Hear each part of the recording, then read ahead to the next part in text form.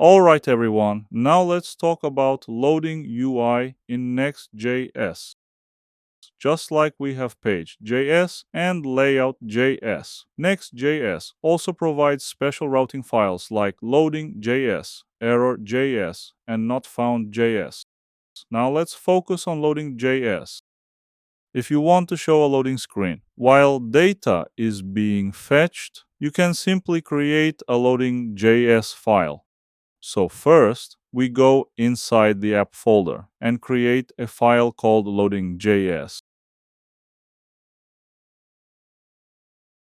Then we create a simple component, for example, loading. Now, normally you may not notice it because data loads very fast.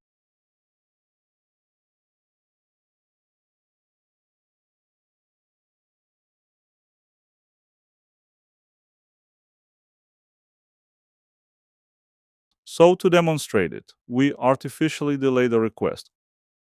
We use await new promise with set timeout and wait for 1 second.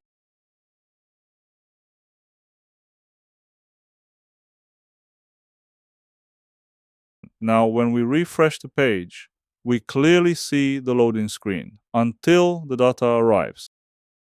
So this loading.js works automatically. You don't need to call it manually. Next.js handles it for you.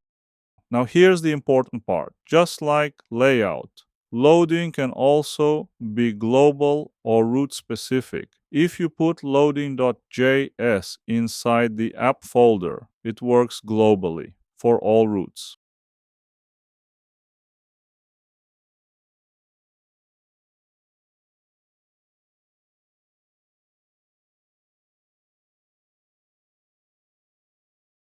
But if you want a custom loading for a specific route, you create loading.js inside that route. For example, inside students or dynamic routes, you create a separate loading.js.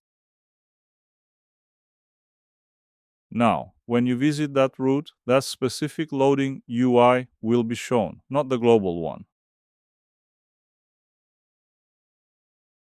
So the logic is exactly like layout. Global loading arrow defined in app folder, specific loading arrow defined inside route folder. This gives you full control over user experience. So while data is loading, you can show different UIs for different pages. And that's how loading UI works in Next.js.